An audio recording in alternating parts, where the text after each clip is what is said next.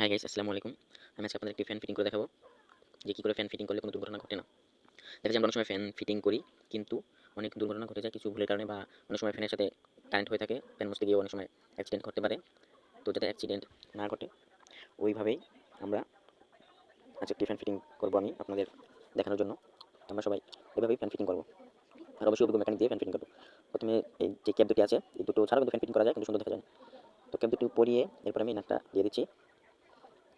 এবার এই নাটটাকে টাইট দিয়ে দেবো।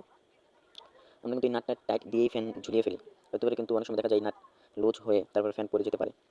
তো অনেক সময় ফ্যান ঘুরতে ঘুরতে এই নাট আস্তে আস্তে লুজ হয়ে যায়, তো হঠাৎ করে ফ্যান পড়ে যায়। তো ফ্যান যাতে পড়ে না যায় এই জন্য আমরা একটা ভালো মানের তার নেব। এই তারগুলো জং ধরে না, অরিজিনাল তামা যেটা ওইটা নেব, তাহলে আর কোনো দুর্ঘটনা ঘটবে না যদি এইভাবে ফ্যান ফিটিং করি। আপনারা চাইলে গুণা বলে যেটা গুণ চিকন, ওই গুণা দিয়েও পেঁচাতে পারেন, কিন্তু ওটার সাথে এটাই বেশি আর কি।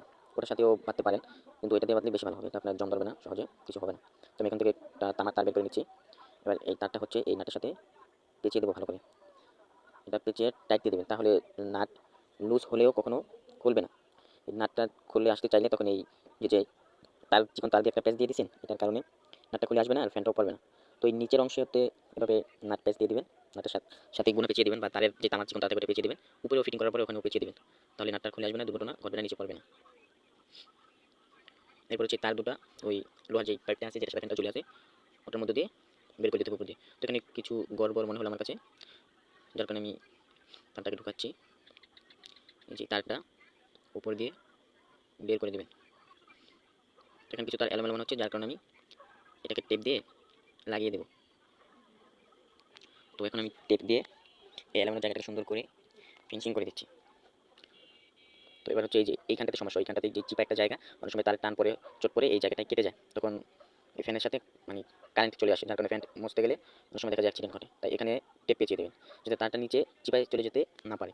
চিপায় তারটা চলে না গেলে তারটা কাটবে না আর অ্যাড হবে না, যার কারণে এই জায়গাটাতে এভাবে করে টেপ লাগিয়ে দেবেন। এখন কিন্তু তারটা নিচে নামবে না, নিচে নামলে ওই চিকন যে চিপার জায়গাটা এখানে গিয়ে তারটা কেটে যাবে না।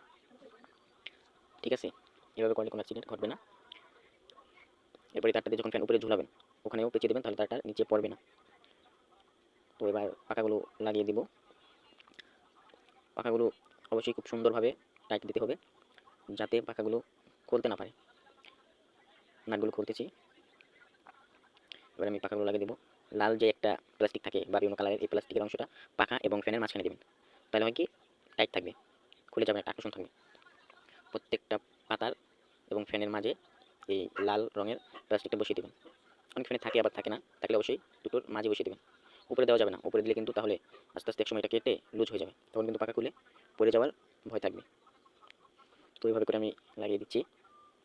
তো সতর্ক থাকা ভালো, সতর্কভাবে কাজ করলে কোনো দুর্ঘটনা ঘটে না, দুর্ঘটনা ঘটতে কিন্তু সময় লাগে না।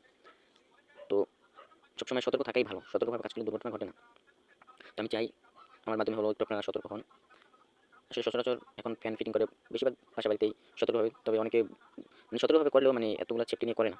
তো আমি চাই আপনারা সবাই এভাবে সেফটি নিয়েই কাজ করুন, যাতে আপনারা সুন্দরভাবে থাকতে পারেন, ভালো থাকতে পারেন, কোনো দুর্ঘটনা না ঘটে যায়।